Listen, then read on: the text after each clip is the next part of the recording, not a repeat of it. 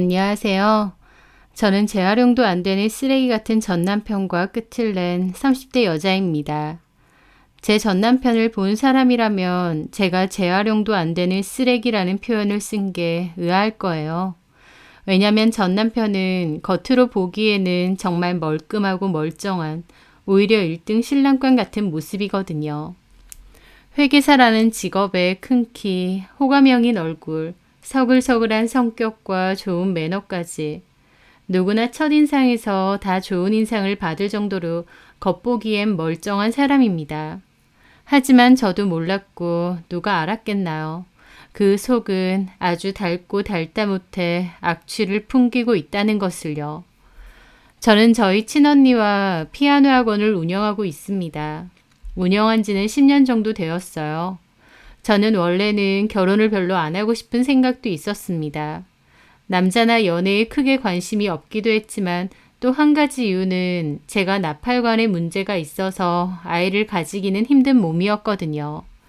아무래도 결혼을 하면 이세를 낳는 것도 생각해야 되는데 저는 생식기관 쪽에 문제가 있고 아이를 낳을 수 없는 몸이기 때문에 일찌감치 결혼에 대한 생각도 접었던 것이죠.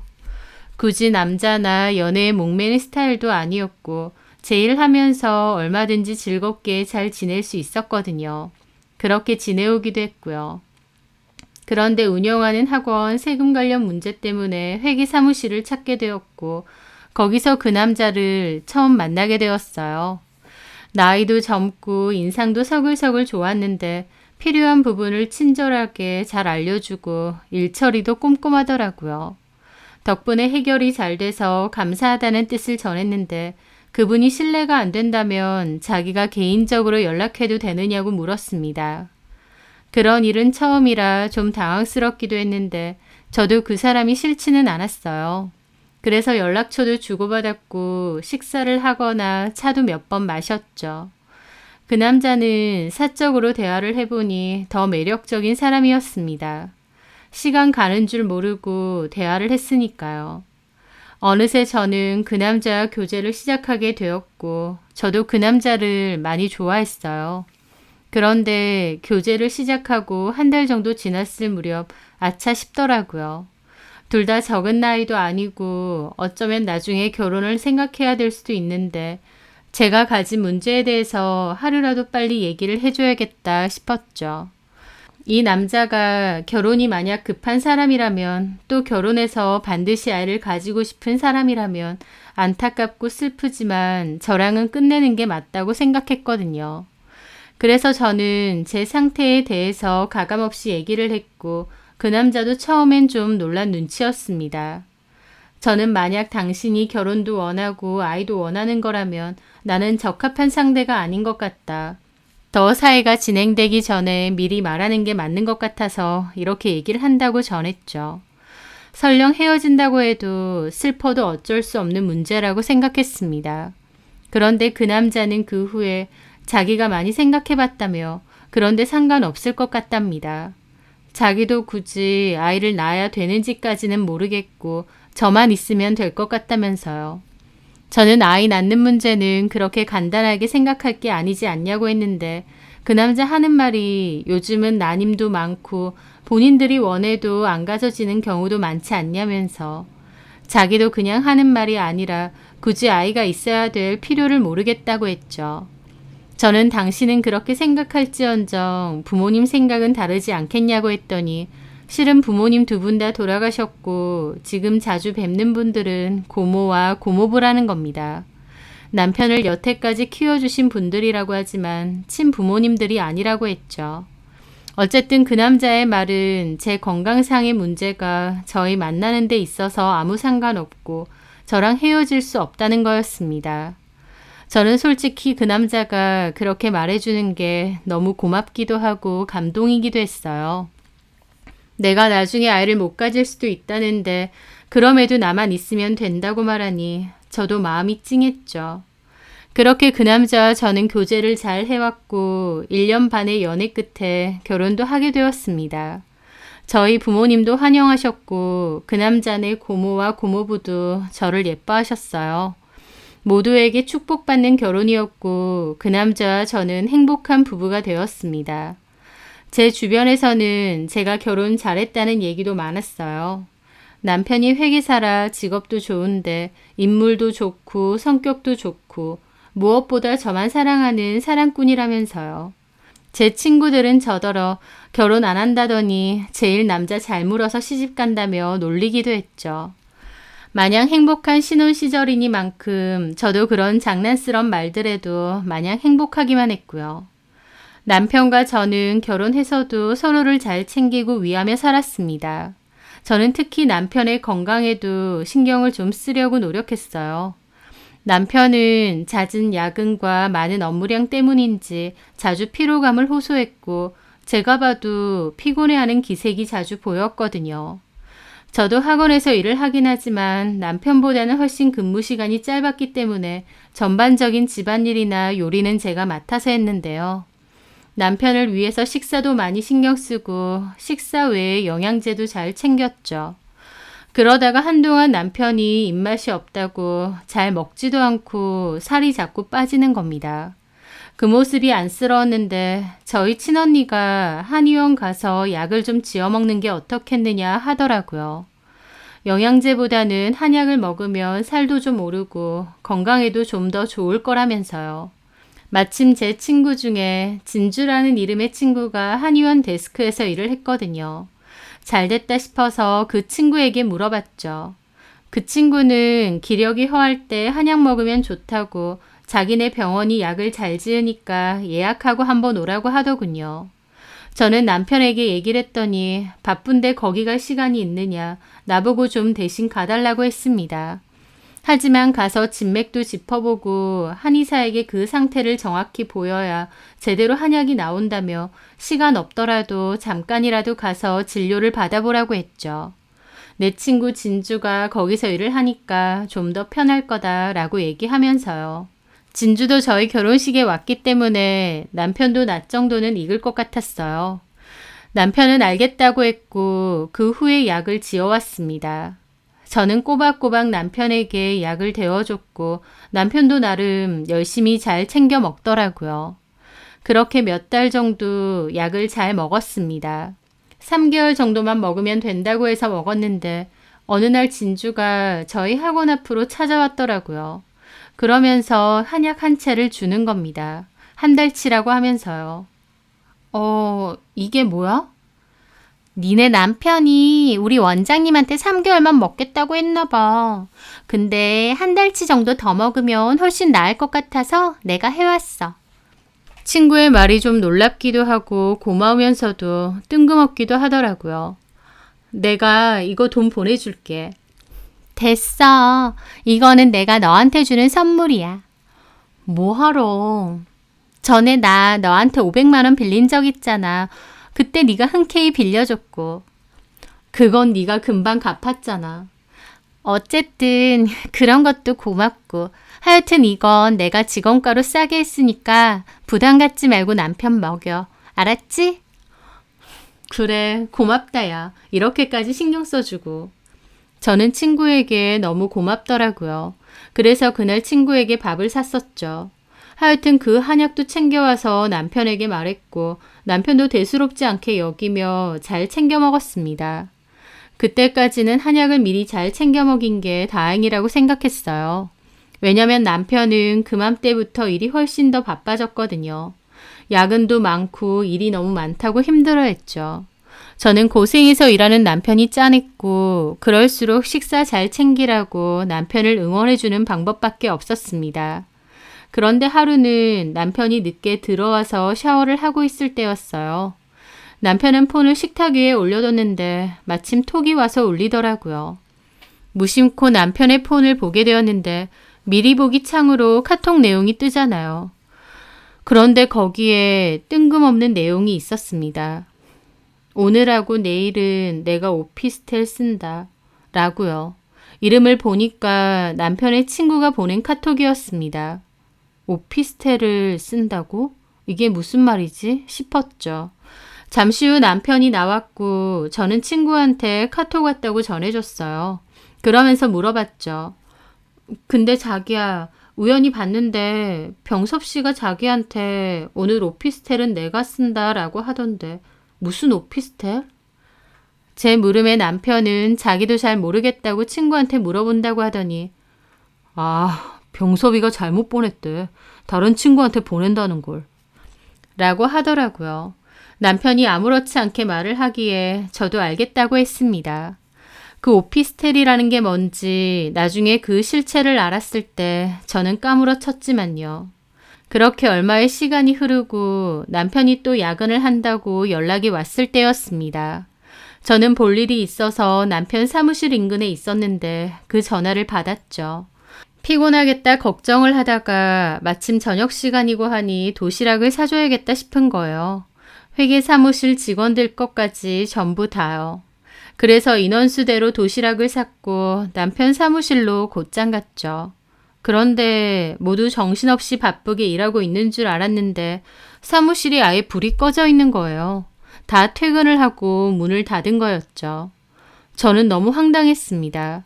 불과 30-40분 전에 저한테 야근한다고 늦을 거라고 했는데 정작 사무실은 문을 닫았으니까요.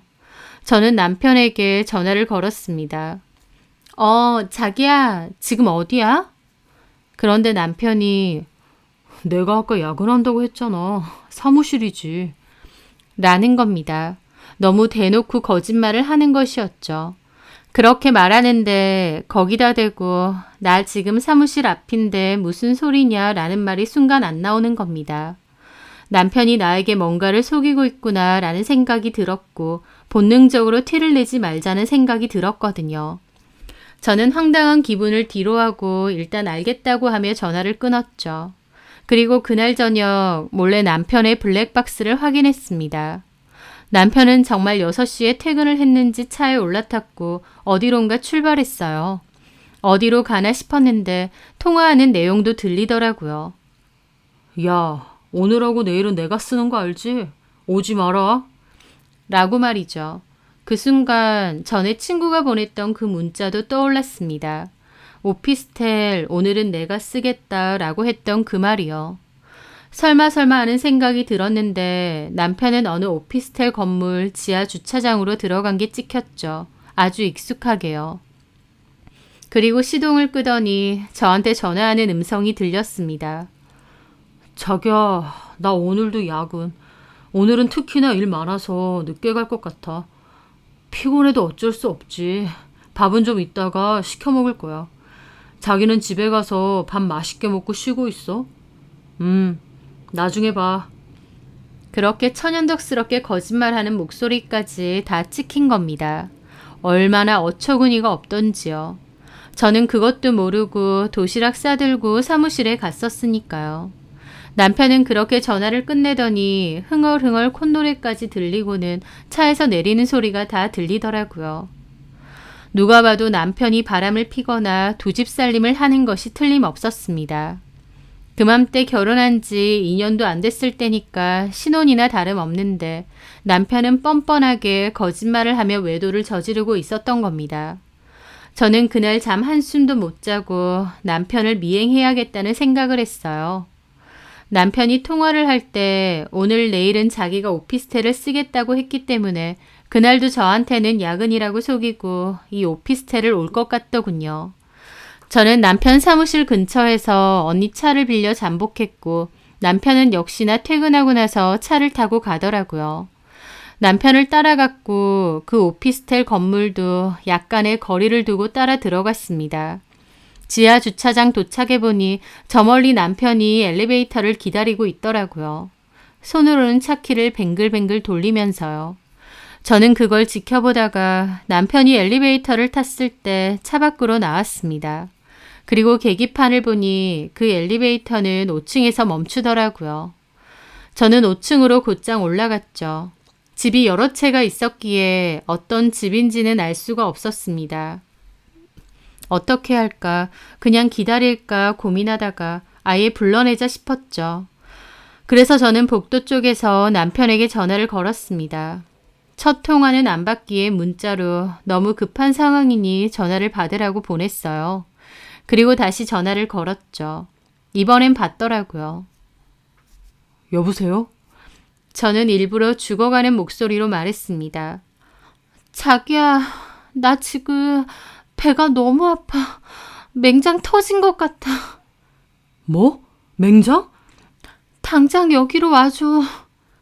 아, 처형한테 전화해봤어? 모르겠어. 빨리 와줘. 지금 당장. 아, 알았어. 그렇게 저는 전화를 끊었고 기다렸습니다. 얼마 뒤 그중 한 문이 열리더니 남편이 나오더라고요. 그리고는 문 안에 있는 누군가에게 자기야, 내가 나중에 연락할게. 라고 하는 겁니다. 저는 그때를 놓치지 않고 남편에게 달려갔죠.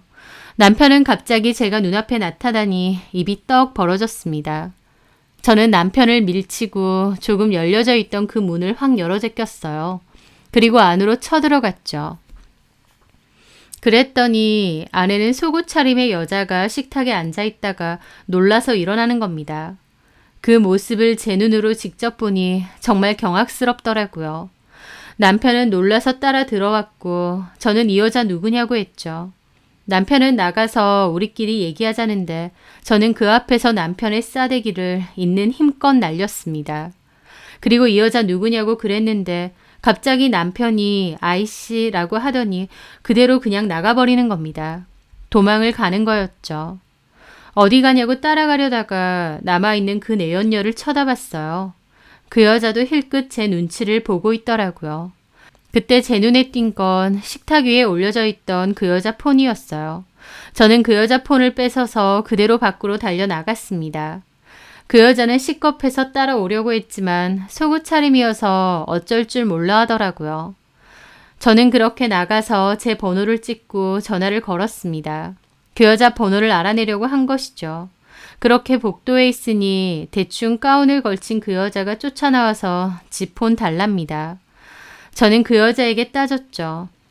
너 저 남자 유부남인 거 알았어 몰랐어? 몰랐어. 됐어? 반말하면서 뻔뻔하게 나오는 겁니다. 뭐 이런 년이 다 있나 부하가 치밀더라고요. 지 폰 내놓으라고 소리를 지르며 제 손에 들린 폰을 억지로 뺐더라고요. 하는 짓이 너무 상스럽고 수치심도 없는 것 같아서 업소 여자인가 싶기도 했죠. 너 술집 다니는 애야? 뭐라는 거야. 사람을 뭘로 보고. 이 미친년이 바람 펴놓고 진짜 뻔뻔하네. 그쪽 남편한테나 얘기해. 왜 나한테 난리야? 야, 너랑 바람 폈으니까 너한테 얘기하지. 번호 땄고 상간소송 갈 줄 알아. 너 뭐 하는 년인지 내가 다 알아낼 테니까. 네 마음대로 하세요. 하면서 그 여자는 그 오피스텔로 다시 확 들어가더라고요. 저는 혈압이 수직 상승하는 기분을 느끼며 남편에게 전화를 걸었습니다. 남편은 받지 않았어요. 저는 이를 갈며 집으로 돌아갔습니다. 너무 화가 나서 무슨 정신으로 집에 돌아왔는지도 기억이 안 날 정도였죠. 그날 남편은 돌아오지 않았고 저는 다음날 남편 사무실로 쳐들어갔습니다. 남편은 시겁하면서 밖에 나와서 얘기하자고 했지만 사무실 안에서 얘기하자고 하고 문을 닫았습니다. 도망갈 땐 언제고 자기가 다 잘못했고 미안하다. 그런 애랑 다시는 안 만나겠다 그러는 겁니다. 저는 그럼 그 여자한테 전화해서 지금 얘기하라고 했어요. 남편은 알겠다면서 그 여자에게 전화를 걸었고 저는 그 상황을 다 녹음했죠. 남편이 그 여자에게 전화해서는 다시는 연락 말고 보는 일 없도록 하자고 했어요. 그런데 그 여자가 뜬금없는 소리를 하는 겁니다. 오빠, 나 임신했는데 그럼 어떡해? 라고 말이죠. 정말 경악 그 자체였죠. 남편도 그건 몰랐는지 놀라서 저를 보더니 전화를 확 끊더라고요. 저는 남편에게 제가 할 수 있는 모든 쌍욕은 다 퍼부은 것 같습니다. 사무실 밖의 직원들도 놀랄 정도로요. 저는 남편에게 그냥 이혼하자고 하고 그 사무실을 나왔습니다. 그날 남편은 집에 와서 저에게 미안하다고 빌었고 저는 이혼할 거고 너랑 그 여자 상대로 상간소송 걸 거라고 했습니다. 그 여자가 임신했다고 하니 너도 내심 좋지 않느냐. 그 여자랑 재혼해서 아이 낳고 살아라. 보내주겠다 그랬죠. 남편은 그 여자랑 그럴 생각 전혀 없다고 자기가 말해서 정리를 하겠다고 그러는 겁니다. 하지만 저는 더 이상 아무 말도 하지 않았어요. 남편이 바람을 피웠다는 것도 너무 괴롭지만 그 상대 여자가 아이를 가졌다는 사실은 더 가슴 아프더라고요. 너무 싫고 끔찍한 상황이지만 저 더러운 꼴 보기 싫어서라도 내가 비켜주겠다는 생각이 가득했죠. 남편은 그 여자와 정리할 거다. 아이도 잘 얘기해보겠다며 계속 저랑 이혼은 못하겠다고 버티고 있었습니다. 저는 그때 너무 힘든 시간을 보냈죠. 학원에서 여전히 웃으면서 아이들을 가르쳤지만 속은 완전 썩어나고 있었고 뭘 어떻게 해야 하다 갈팡질팡하고 있었으니까요. 그러던 와중이었습니다. 갑자기 진주가 학원 앞으로 찾아왔어요. 괜찮으면 차 한잔 하자면서요. 저는 그맘때 남편과 이혼을 한 해 만에 골치가 아팠지만 겉으로는 전혀 티를 내지 않고 있던 상황이었습니다. 그래서 진주랑 카페를 가면서도 진주에게 일에 대해서 얘기를 할까 말까 고민을 했죠. 친구한테 이런 말도 안 되는 고민을 털어놓고 싶기도 했지만 또 한편으론 다른 사람에게 말하기 부끄럽기도 했고요. 그렇게 카페에 마주 앉았는데 진주가 잠깐 화장실에 다녀온다고 했습니다. 알겠다고 하고 기다리고 있는데 가만 보니 진주 가방에 산모수첩이 보이더라고요. 저는 좀 놀랐죠. 진주는 결혼도 안 했고 남자친구도 없다고 했는데 갑자기 산모수첩이 있으니까요. 저게 뭐지? 혹시 만나자고 한 게 저 얘기를 하려는 건가 싶어서 걱정이 됐습니다. 그렇게 진주가 자리로 돌아왔어요. 무슨 할 말 있어? 뭔데? 입이 잘 안 떨어진다. 그 말에 제가 그랬습니다. 저기 일부러 본 건 아닌데 네 가방에 저거 산모수첩 아니야? 봤어? 실은 병원 다니고 있어. 3개월 정도 됐고. 어머, 임신? 그렇구나. 저는 진주의 상황을 아니 섣불리 축하한다고 하기도 그렇고 애매하더라고요. 근데 누구? 너 남자친구 없다고 안 했어? 있어. 생겼어. 아, 그래? 잘 됐다. 누군데? 어떻게 만났어? 저기 실은 서영아, 너한테 정말 면목이 없다. 뭐가? 나 네 남편 인범 씨 애를 가졌어. 친구의 말에도 처음엔 무슨 소린가 싶었죠. 어? 네 남편 애라고. 그게 무슨...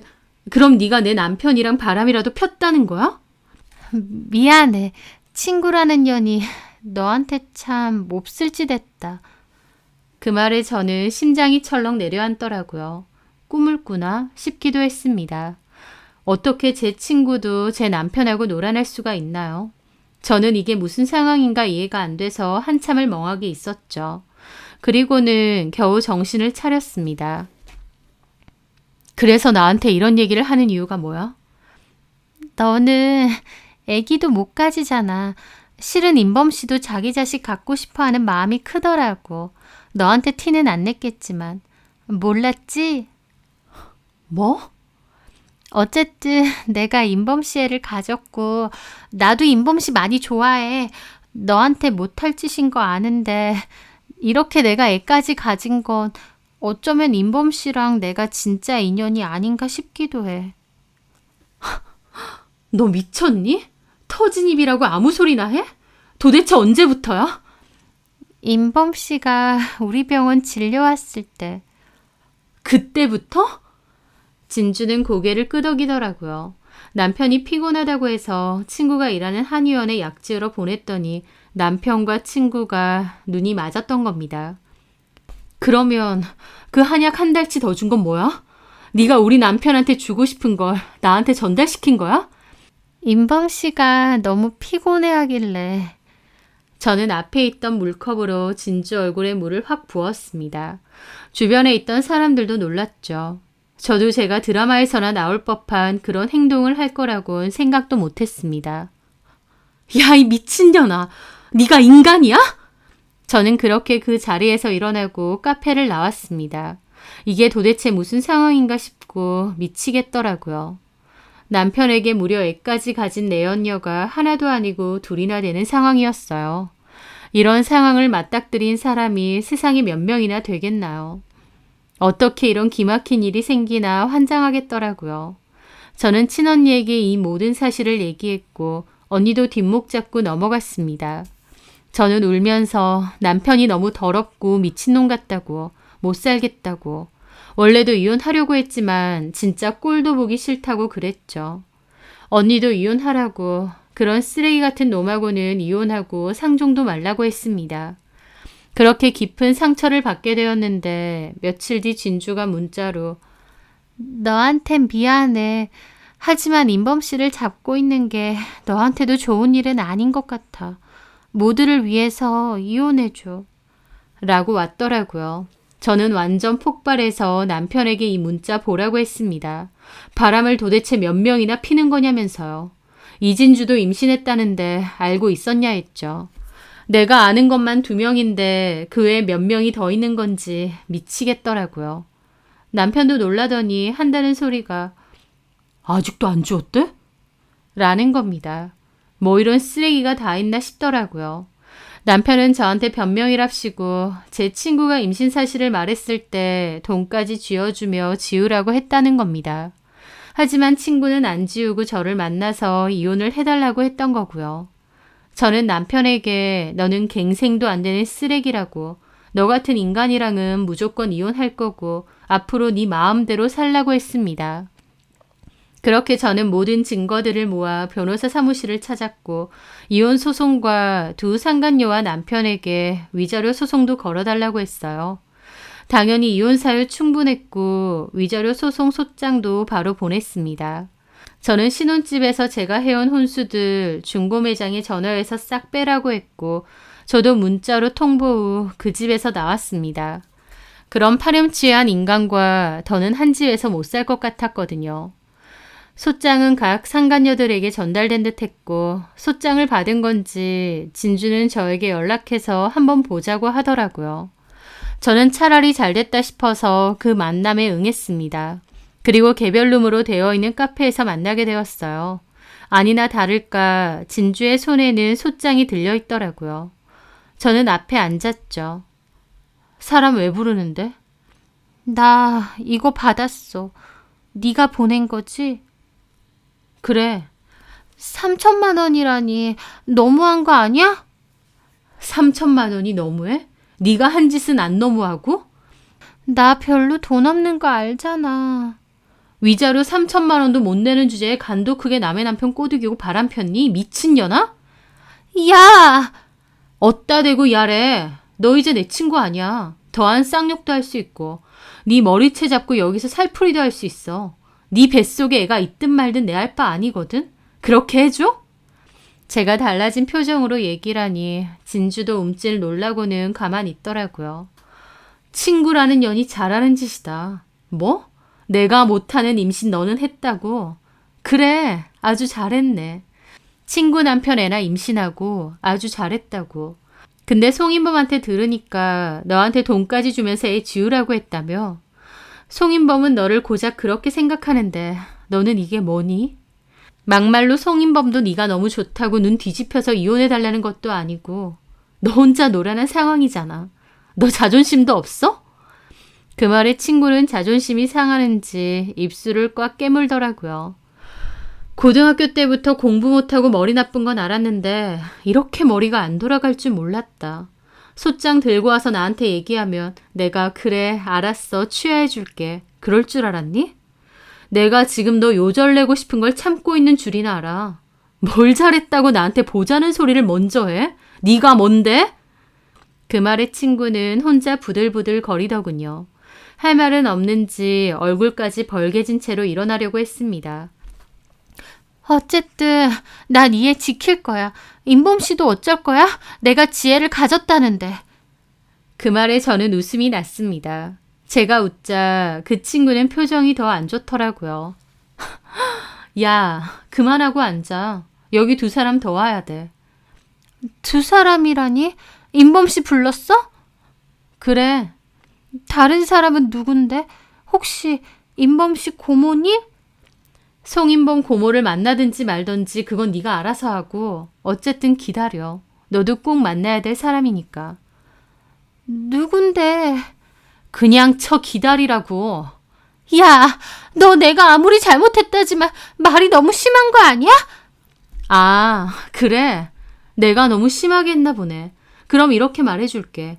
이진주 씨, 입 닥치고 기다리세요. 친구는 저를 노려봤고 저는 남편에게 전화를 걸려고 했습니다. 그런데 마침 오더라고요. 남편은 저랑 이진주랑 같이 있으니 당황한 눈치였습니다. 저는 남편에게 와서 앉으라고 대신 내 옆에 말고 이진주 옆에 앉으라고 했어요. 왜 부른 건데? 이진주한테 소개해줄 사람 있어서. 그리고 때마침 그 여자도 도착했더라고요.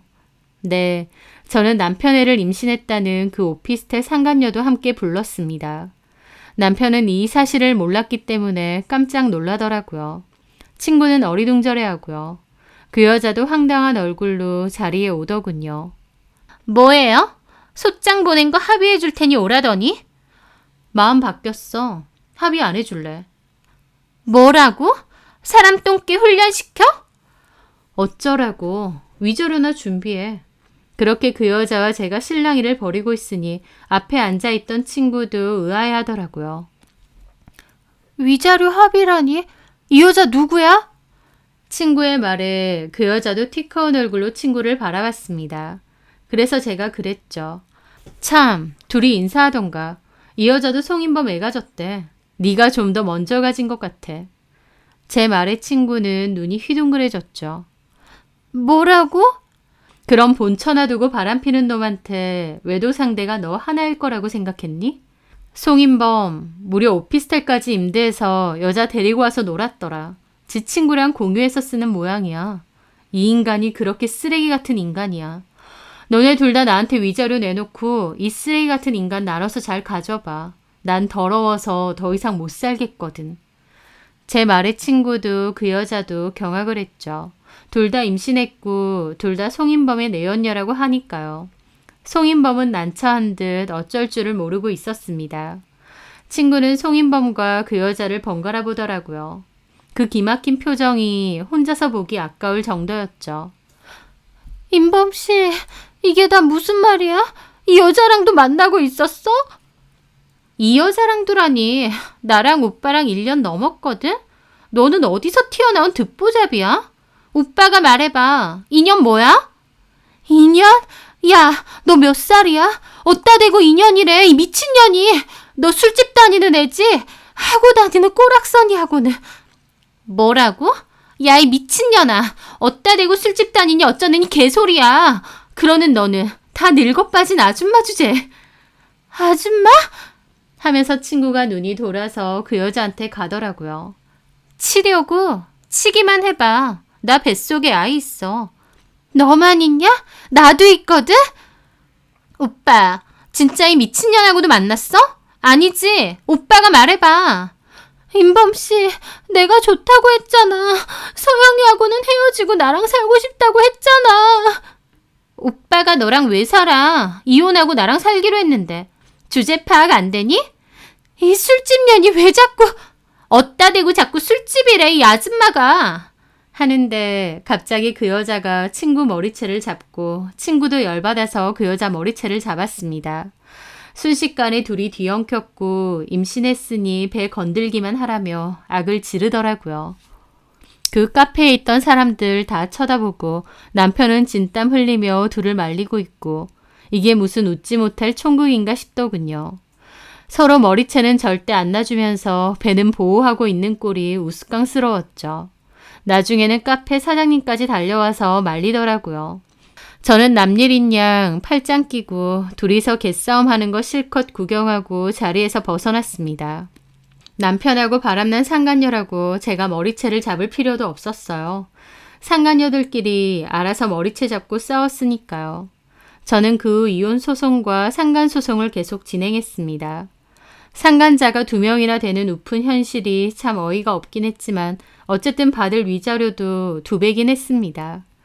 그 와중에도 남편은 그 여자들 다 끝낼 테니 이혼만은 다시 생각해달라고 저한테 부탁하고 있는데 제가 한마디 했습니다. 쓰레기는 쓰레기통으로 들어가라고요. 저는 쓰레기통이 아닌데 왜 그 쓰레기 같은 남편을 또다시 받아주겠나요? 서로 자기 거라고 머리채 잡고 싸우는 여자들이 2명이나 있는데요. 아니, 어쩌면 제가 모르는 상간녀가 더 있을지도 모르고요. 제가 이 얘기를 주변에 다 하면 너네 남편 그렇게 안 보였는데 충격적이라고 하더라고요. 저도 남편이 그렇게 건실하고 믿음직스러운 겉모습과 달리 여자에 미친 1명도 아니고 2명하고 바람을 피우는 재활용도 안 되는 쓰레기라는 건 몰랐네요. 그 이혼 소송과 상간 소송은 1년 정도의 시간 끝에 겨우 마무리가 되었습니다. 저는 남편과 그 여자들로부터 위자료를 지급받았어요. 소송 기간이 꽤 길었기에 이미 아이를 낳았을 텐데 어쩌기로 했는지까지는 모르겠더라고요.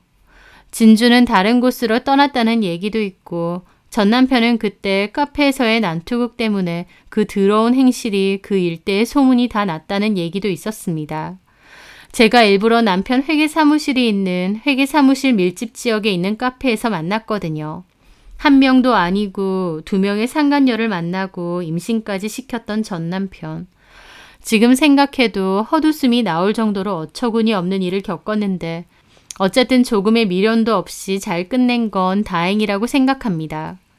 임신 안 돼도 좋다고 말해서 그 모습에 이 남자한텐 나만 있으면 되는구나 싶어서 반했는데 이제 와서 보니 자식 없이 바람이나 열심히 피려고 그랬던 것 같기도 해요. 전 남편이 저에 대한 진심은 있었는지도 모르겠네요. 여자라면 사족을 못 쓰는 병인 것 같기도 하고요. 그런 남자랑 결혼하니 저도 참 기막힌 꼴을 당해야 했지만 어쨌든 잘 마무리가 되었으니 더 이상 생각 않고 살려고 합니다. 앞으로는 결혼 생각 없이 제 인생 잘 즐기고 행복하게 살아가려고요. 제 사연 들어주셔서 감사합니다.